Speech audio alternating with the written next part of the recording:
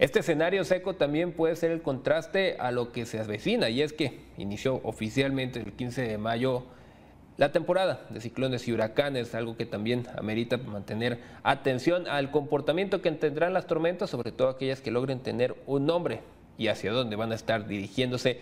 Para hablar más del tema sobre lo que es esta temporada de huracanes en el país, nos enlazamos con Alejandro Orozco, meteorólogo, quien nos acompaña esta mañana, y agradezco esta oportunidad de platicar contigo, Alex, porque es importante también entender cuando se habla de que inicia la temporada de huracanes, ¿qué tanto habría que esperar, al menos este 2022, para conocer que inicia o se aparece la primer tormenta formándose, ya sea en el Pacífico o en el Golfo de México?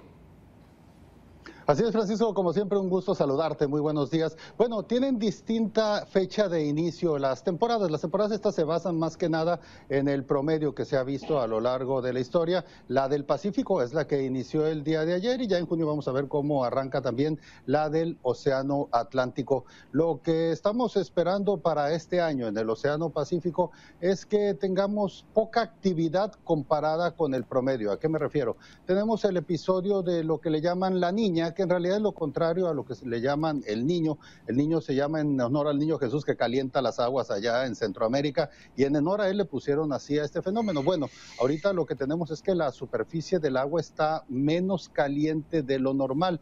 Al tener menos calor en superficie, también lo que vamos a estar experimentando es menos evaporación, y recordemos que a los huracanes lo que les da la fuerza es precisamente esta evaporación. Por eso, para este año en el Océano Pacífico esperamos que se lleguen a formar con suficiente fuerza para convertirse en tormenta tropical, y como bien lo dices, para adquirir un nombre, veríamos unas 9 en promedio.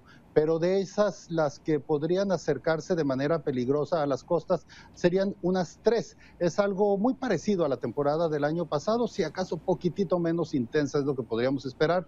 La de buenas que estos fenómenos, bueno, pues tendrán entonces, al haber menos evaporación, menos fuerza en sus vientos, y lo malo, la parte mala es que también no van a aportar el agua que necesitamos en las regiones costeras de México, que muchas veces los huracanes son los que vienen a completar esa cuota de precipitación. Ante lo que también nos comentas, estos factores que influyen para la formación de las tormentas, la temperatura del mar, muy importante, los modelos que permiten la predicción, sobre todo cuando sabemos que ya están acercándose las fechas que se acostumbran, incluso son coincidentes año con año cuando aparecen los huracanes. ¿Qué otros factores consideran quienes son los expertos en poder determinar cuando se acercan ya la formación de las tormentas? ¿A qué hay que ponerle atención? ¿Es únicamente la temperatura del mar o qué otros factores climatológicos entran en juego? Bueno, en realidad son 3 cosas las que tú necesitas para formar un huracán, o bueno, la naturaleza, nosotros no podemos formar huracanes. Una de ellas es la temperatura del mar, ya la habíamos dicho, necesitamos que tenga más de 27 grados. El otro factor es que en todos los niveles de la atmósfera el viento sople en la misma dirección, porque si tenemos que en las capas bajas está soplando hacia el norte, por poner un ejemplo, y no sé, 3,000 pies más arriba está soplando hacia el oeste, no alcanza a formarse este fenómeno. Y como tercer punto, necesitamos un centro de baja presión que haga que comience a girar todo ese aire alrededor del mismo. Ese aire girando gracias al centro de baja presión, sin el obstáculo de los vientos y con la evaporación del mar, es lo que da lugar a este tipo de fenómenos. Aquí en la República Mexicana carecemos, con los de antes y con los de ahora, ¿no? Carecemos de un sistema que nos permita estarlos monitoreando en base a un radar. Es decir, el monitoreo, las imágenes que presentamos nosotros son desde el satélite, esto es visto desde arriba. Un radar nos permite hacer un corte transversal y entonces saber si trae suficiente viento, uno de ellos, que es una forma de medirlo, también si trae suficiente lluvia o qué tanta lluvia es la que trae, y esas son las herramientas que le sirven a los organismos de protección civil para tomar en cuenta, pues para hacer sus materias de prevención, valga la redundancia. Nosotros los meteorólogos lo que nos toca es darles los números, los valores, y estos organismos en teoría son los que deberían de estar viendo qué zonas tienen sus mapas de riesgo que les llaman y así evitar las tragedias. Pero pues aquí en México desde antes, ya en la época de los 90, teníamos 13 radares. Ahorita creo que funcionan uno o dos y uno de ellos es de una universidad, ¿no? Entonces la verdad es que en eso sí andamos muy mal. Es un equipo que ya no es tan caro, cuesta poco menos de $1 millón cada radar. Digo, es caro si lo vamos a ir a comprar tú y yo, pero para gobiernos no debería de serlo tanto y te ayuda a salvar muchas vidas. Alex, también en cuanto a los pronósticos que hemos estado leyendo, sobre todo en las últimas 2 semanas, cuando ya se veía venir el inicio de la temporada de huracanes y ciclones, al menos para el Pacífico, ya nos precisabas que junio será para el Golfo, ya incluso se dan números o estimaciones de cuántas tormentas podrían alcanzar a tener nombre y el número que podrían alcanzar a acercarse a las costas, que es cuando más tenemos que preocuparnos. Pero ¿qué tan preciso puede ser esto que se anticipa? Pues claro, no se necesita mucha lógica para decir que toda la franja del Pacífico corre riesgo, pero llama la atención lo que señalan del Atlántico, que dicen que será una actividad mayor a la esperada. ¿Si es así o están siendo un tanto fatalistas esos reportes?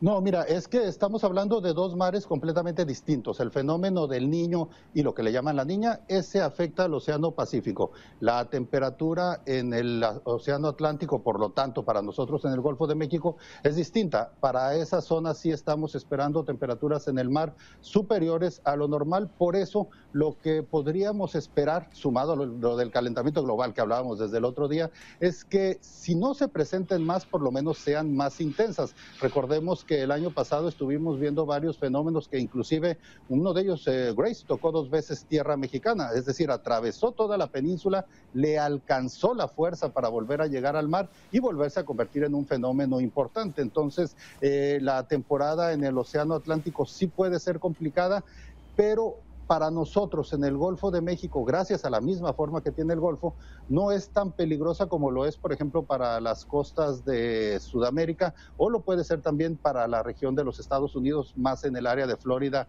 y de Luisiana, que es donde sí alcanza a llegar con más intensidad. Pero bueno, lo que nos interesa es lo de nosotros, lo de aquí. Sí puede llegar a ser una temporada complicada. ¿Qué se tiene que hacer? Nadie puede detener un huracán, eso es obvio.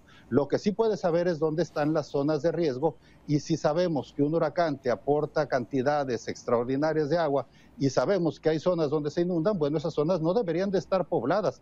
Por más dinero que se pague por esos terrenos, no deberían de estar poblados, porque así evitas este tipo de riesgos y son vidas. O sea, todo lo demás se recupera, un carro que se lo lleve la corriente, una casa que se caiga, pero las vidas son las que no se recuperan, y las vidas más prevenibles o las muertes más prevenibles son las de los huracanes. Un tornado sí no sabes dónde va a empezar, no sabes cómo se va a mover. Un huracán sí te deja suficiente tiempo para saber cuál va a ser su trayectoria, puedes desalojar el lugar, y como ahorita lo dices, tenemos ya los pronósticos. El más importante es el que hace la Universidad de Colorado para el tema del Atlántico, y ya tenemos la cantidad que debe de presentarse. O sea, va a ser una temporada activa, entonces tenemos que estar activos en el tema de la prevención. Y ante esta prevención que nos señalas, Alex, también algo que en los últimos años hemos aprendido, sobre todo en algunas entidades, que si bien los huracanes posiblemente no llevan muchísima agua cuando llegan hacia la costa, que son las zonas que primero preocupan, es lo que van dejando en su paso cuando se internan hacia el país, hacia la Sierra Madre Occidental. Por ejemplo, ya vimos en años pasados lo que se vivió en Sinaloa y Nayarit, con todos los escurrimientos que hacen crecer los ríos.